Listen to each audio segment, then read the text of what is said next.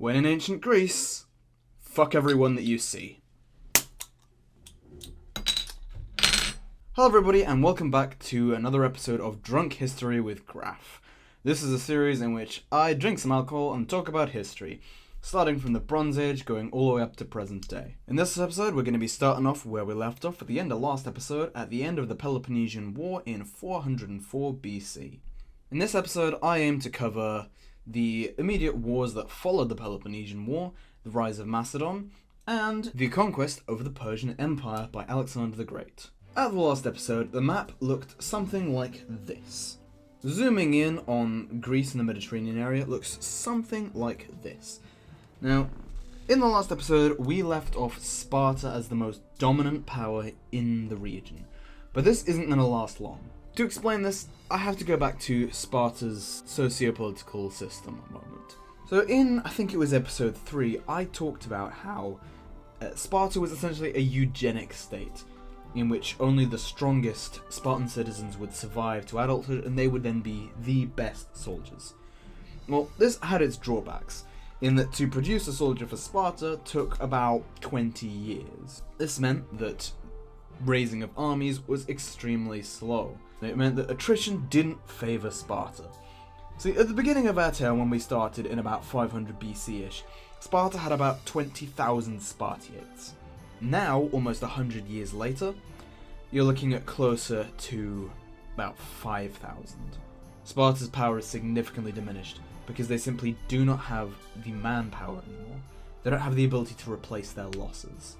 This means that although Sparta appeared to be the most powerful state in the Greek world, it certainly had the prestige of this, in reality, it was a paper tiger, with nowhere near the force projection capability that it really wanted to have. In the meantime, Persia is also declining quite significantly, and at this time here, in the midst of a succession crisis. Now, the only source that we have, pretty much, for the following events is the autobiography of one man who was involved in it, and this is Xenophon. Xenophon was, I believe, an Athenian military commander who essentially he got in a bit of a hot water with the locals for a while, and he decided that he was going to become a mercenary, which was not entirely unusual at the time. Mercenaries were quite a significant portion of warfare, all the way up to the professionalization of armies in the 17th century. And Greek mercenaries were especially prized at this time, because of course, Greece has by far and away the best infantry in the world at this time. So this becomes particularly relevant when this guy here croaks it, leaving the throne of Persia open for his sons. And this immediately starts a massive succession crisis. And when that happens, this son here decides that he's going to hire a group of mercenaries, and one of which being Xenophon. And they are brought to Mesopotamia to go and fight the civil conflict. One of the most infamous myths of Xenophon is when he decided to become a mercenary, he decided that he was going to consult the Oracle of Delphi, which is a significant political and religious figure at the time. And instead of asking him, should I become a mercenary and go to Persia, he asks the Oracle, what god should I sacrifice to for my upcoming exploits? Essentially cheating it completely. So this ends up with Xenophon and his mercenary company being in the Middle East when suddenly the guy who hired them is killed in battle. Whoops! I guess we're gonna go home. But the army of a bunch of Greeks in Persia is not going to be taken very well by the locals, so they really had to fight their way out, especially as they had just been hired by the enemy of the current head of state. So they had to not just leave, they had to flee at full speed. What follows is a long tale of escapades as the Greeks do everything in their power to get to the Black Sea as fast as they can so they can escape their Persian pursuers and get a ship back to Greece. Meanwhile, back in Greece, things were starting to shake up. Sparta, although left the hegemon of Greece, was now starting to become increasingly unpopular, as Athens had been during the Peloponnesian War. Sparta repeatedly intervened in the affairs of its client states, and this eventually resulted in a lot of Sparta's allies instead turning against them. This started with Corinth starting a war against Sparta, which they narrowly lost, and then with Thebes. As you can tell by the fact that Sparta only narrowly managed to win the war with Corinth, things are going quite badly for them. Thebes had a trick up their sleeve, though, for this war. They were certain they were not going to go the same way as Corinth did. And interestingly enough, this is a very strange ace that they choose to play. You see, Sparta had managed to dominate the Greek world for so long because it was the only state that had a professional standing army, one which trained since birth to be the best soldiers ever. And no other Greek state really was able to afford such a thing. Thebes had a different idea. Instead of creating a proper army, you won't just create a single unit and then train that thing as hard as you can. And they created a unit called the Sacred Band, which was a 300-strong unit which was meant to counter the Spartans. And the very interesting thing about the Sacred Band was how it was comprised and how it was organized. Most phalanxes in ancient Greece were organized in terms of like 50 dudes standing in a line. The Sacred Band was also organized in this way, but it was also broken down into smaller units. Specifically, it was broken down into pairs. The Sacred Band was probably the most Greek thing in the world, because these pairs were made out of gay couples. I'll let you work the laughter out of your system. The reason for this was several-fold, but the main thinking was that two people who loved each other would do everything to defend the other. Therefore, two lovers fighting side by side would fight much harder than two randos who didn't know each other too well. And this was surprisingly effective. I mean, it was one thing that Sparta was also weakened due to years of fighting and having their numbers reduced, but to say that it's only due to Spartan weakness is not truly correct. Another thing that also helped the Thebans quite a lot was their leadership. You see, in Greek warfare, usually what would happen is you would put your strongest units on your right flank, and this is what the Spartans generally did. The idea being that you would use your strongest units to demolish all of their weakest units, and then hopefully get them all down before they could get yours down, and then push forward. Thebes, the Theban commanders, this guy, decided that he was going to switch this around, and instead he was going to put his strongest units on the left to fight against the Spartan most powerful units on their right. Because he was certain that the Sacred Band would be able to defeat the Spartans' most powerful units, and at that point, you could just push on and demolish the remaining weaker Spartan army with what you had. Incredibly enough, this worked! The Sacred Band destroyed the most powerful fighting force that the Spartans had, and the entire Theban army just went and surrounded the remaining Spartans and defeated them.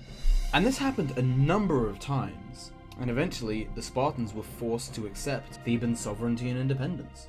And this in turn, because Thebes had just defeated the most powerful state in ancient Greece, gave them a lot of prestige. So that meant that Thebes could now bully people around, because now people were scared of Thebes. However, the Theban hegemony would not last for long, because there was a rising power now, somewhere off in the periphery: Macedon. Now, before we continue, I have to get some things out of the way about Macedon. First of all, I have to discuss its connection with the modern-day country of Macedonia, or should I say North Macedonia. They are not the same. They are absolutely not the same. As far as I'm aware, North Macedonia does contain some of the lands that Macedon did, but they are not the same people, and I'm going to explain why in several episodes' time, when we get a bit more. Essentially, the Macedonians were the people that were there before, and then hundreds of years later, some more people moved into that area, and those are the people who are the modern-day Macedonians. This happens a couple of times throughout history, and I'll be sure to point it out when it happens, but just remember, Macedonia and Macedon are not the same. Macedon is thoroughly Greek. In fact, actually, I have to take a moment to talk also about Greekness, because the Greeks were not a monolith either. They were split into divisions. Most notably, language groups. Various Greek groups spoke different dialects of ancient Greek. Most notably, Athens and Attica spoke Attic Greek. Sparta and its surroundings mostly spoke Doric Greek, and a lot of the islands spoke Ionian Greek. As far as I'm aware, Macedon spoke Attic Greek, the same as Athens. But there's another thing I have to point out, is that Macedon was, despite what my maps may have led you to believe, Macedon is not in fact a city-state. It was a kingdom with a pretty large amount of territory. Also, unlike most other Greek states, Macedon was an absolutist monarchy, and their monarch at this time was a man called Philip II of Macedon, and he's a very, very important person.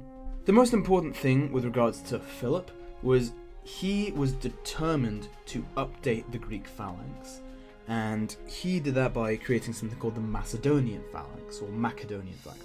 I'm going to say Macedonian instead of Macedonian, but note that at the time it would have been Macedonian because in ancient Greece, what gets transcribed as a C would only have been pronounced K. So an ordinary Greek phalanx would look something like this. This is a picture I showed in the last couple of episodes. Philip decided that he was going to put this on steroids and dial it up to 11. So he adopted something called the sarissa, which is a crazy fucking long spear. And this spear is so long that you can have 5 ranks of soldiers holding these out forwards, and they'll still be out in front of the shields of the first rank. So a Macedonian phalanx looks like this. This is a monster, and this is a monster that is absolutely dominant. It is completely inflexible, but it has such a range advantage over any other melee troops that against horses, it is completely indestructible, and against a regular phalanx, it is significantly more powerful. Additionally, Philip decides that he's also going to start boosting up cavalry. Now, up until this point, mostly Greek states have ignored cavalry in favour of infantry because the mountainous geography of the country just doesn't fit with cavalry. Philip, on the other hand, had a better idea, because he had a dream. He had seen the conquests of Persia, and he had seen the threat that they posed to the Greeks. In fact, Macedon had been one of the states to submit to Xerxes when he had made his demands of earth and water. So Philip actually started training cavalry. This made Macedon extremely powerful, so when they decided it was their time to come and conquer Greece, they were unbelievably successful. They sent their armies south into the rest of Greece and defeated Thebes in a battle, at which point they surrendered. Philip sent a variety of diplomatic notes across Greece to various states, and most of them capitulated to him. It was at this point that Philip decided to form something known as the League of Corinth. At the time it was just called the Hellenic League, but we end up calling it the League of Corinth because it was founded at Corinth. And what this essentially was it was a council of puppet states that answered to him, with the sole purpose of providing him an army to invade and conquer Persia. As I said, he had a dream. One Greek city-state, however, did not end up getting introduced to the League of Corinth. And that was Sparta. According to legend, Philip of Macedon sent a letter to the Spartans saying, "Would you rather I enter your land as friend or as foe?" The Spartans sent back a one-word reply: "Neither." Again, according to legend, Philip followed this up with another letter to the Spartans saying, "If I defeat you, I will kill everyone in Sparta, kill every woman, sell every man into slavery, there will be nothing left, and I will destroy everything." And the Spartans sent again another one-word reply: "If." In the face of this, Philip of Macedon decided he was just going to forget about Sparta for the moment.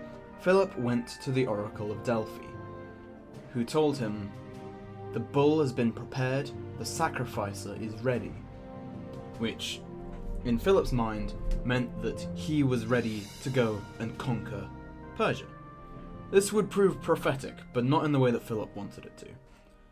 For soon, at the wedding of Philip's daughter, just as he was prepared to go out and greet all of the guests, Philip's bodyguard pulled out a dagger and jabbed it into his chest, killing him instantly. Philip's other bodyguards immediately rushed after this rogue bodyguard and ran him through with a spear. The reasons for this are widely debated, as there's a variety of people, a variety of motives for people to stage such a thing. The first one being the bodyguard himself. Now, there are a variety of sources suggesting that perhaps Philip and this bodyguard might have been ex-lovers. but I'm kind of disinclined to believe this. A more likely explanation would be regarding events that happened to one of this bodyguard's sisters, I think it was, who was raped by a close friend of Philip.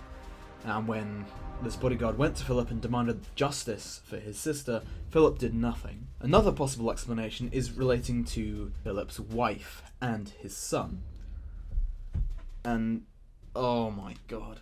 Philip's wife and son were both really fucking weird. You see, his wife was a woman named Olympia, who was from another Greek kingdom called Epirus. And this is also going to become important later. But what's important is that she is not from Macedon. And as I mentioned, she's also extremely weird. It's noted that she's part of a cult, I think it was called the Orphic cult, which interestingly enough is the same cult that Pythagoras of all of our high school nightmares also was a part of.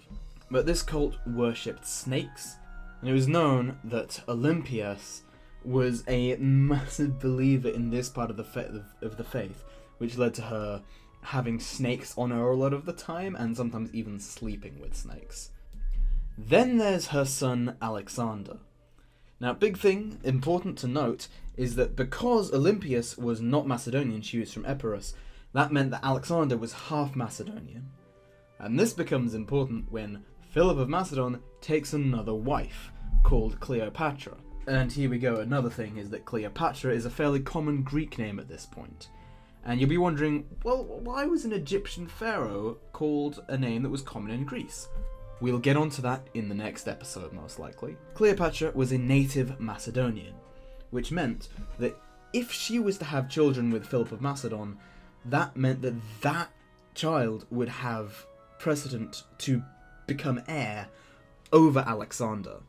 So that meant that both Alexander and Olympias had reason to assassinate Philip. Meanwhile, Alexander, being raised by Olympias, also turns out really fucking weird.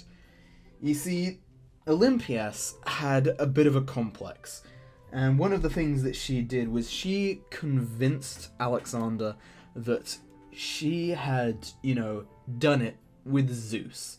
Which, to be fair, if you're a Greek, is not that big of a claim because Zeus fucked everything that moved.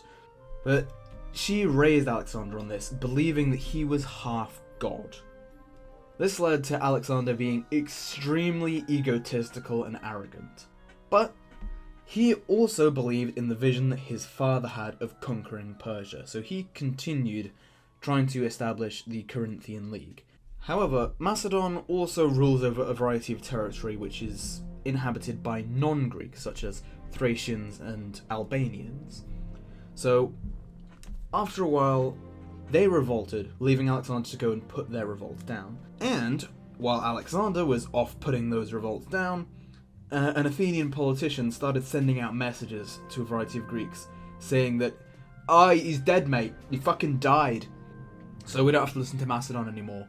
So, a variety of Greek states, including Thebes and Athens, both declare themselves independent of the League and say a fucketh to Macedon. Once Alexander finishes putting down the Albanians, he rushes down south, as Philip had done. But he is a lot less sparing, and when he gets to Thebes, he destroys it, kills all of the men, and sells all the women and children into slavery. That should give you just a good idea of how quickly fortunes can turn in this time. Not 30 years earlier, Thebes was the dominant power in Greece, and now it was nothing. Gone. Not a single soul left. This should also give you an idea of the brutality of Alexander the Great, because he would not stand for revolt against his rule. So, now, with his new Greek subjects and Macedonian phalanx in tow, Alex decides he's gonna go out and fulfill the dreams of his father. So, he leads an army into Anatolia, faces up against the Persians, and wins. Then he heads further in to here and wins again, this time significantly outnumbered, facing the Persian Shah himself. Things are starting to get crazy. As he continues into the Levant, Egypt revolts against Persian rule and declares Alexander the new pharaoh. Then he heads further in. He conquers Babylon. he conquers Susa. And the Persian emperor, all this time, is constantly sending messages to him for mediation, acknowledging him as the better warrior and suggesting the partition of the empire to let him have everything west of the Euphrates. Alexander sends back replies that can basically be boiled down as, "There can only be one." He repeatedly chases the Persian emperor, and finally takes over Persepolis, which is the capital of the Persian Empire. At this point, the Persian Emperor Darius III is assassinated by a friend who declares himself the Shah. When Alexander catches up to this man, he is tortured in the most excruciating way and executed. This takes place in a span of about 6 years. This was an ancient empire that had been around for about 400, 500 years, and he had just knocked it over like a house of cards. And you know what? He wanted to go further as well. Alexander pushed his army onwards into India. Fucking India! He had gone from Greece to India. And there he fought a war with a local Indian kingdom, facing off against war elephants for the first time. And in spite of things, managed to win. When he captured the Indian king, famously, he asked him how he would like to be treated. And the Indian king replies to him how a king would treat another king. And Alexander still wants to go further, conquer all of India. Finally though, some people stand up and see some sense. By seeing nonsense, a load of Alexander's troops mutiny against him, on the basis that if they go any further, they'll fall off the edge of the world. This was a time before modern cartography, and so the exact boundaries of the world were not well known. Certainly, it was not well known that the Earth was round. Begrudgingly, Alexander accepts and decides to stop his conquest and return to Macedon. The troops are extremely happy because that means that they get to go home. Alexander is extremely pissed off. When the army gets back to Babylon, Alexander becomes deathly ill, and it's realized fairly quickly that he's going to die before anything can be done to help him. And so all of Alexander's generals crowd around him and try and get him to designate a successor, because he, at this point, doesn't have any children. According to legend, Alexander puts up his hand, holding a ring, and says, "To the strongest," which is a very confusing way of designating the successor. And there's been a lot of speculation as to what exactly this means. While it was true that Alexander was a very idealistic person for the time, he was also very spiteful and arrogant, and it is very possible that he deliberately left this vague with the intent to get his generals to fight amongst themselves, under the kind of mindset of, if I can't have my empire, let it fucking break. And this led to a variety of his generals, who are known as the Diadochi, taking up pieces of his empire and ruling them as independent states. Most importantly was Seleucus, who took control of most of Persia and Parthia, as well as a lot of parts of Anatolia, and established what's called the Seleucid Empire, or Seleucid Empire. A general called Ptolemy ends up picking up Egypt and ruling that. A general called Antigonus ends up taking the Macedonian and Greek heartland. So, I think that's where we're going to end here. At the end of this episode, the world looks like this. As you can see, the Persian Empire is completely fucking collapsed. And in the next episode, we are going to probably switch over to the other side of the Mediterranean, and we're going to talk about a little upstart city that's going to become extremely important. This has been Graf. I will see you next time. Thank you very much.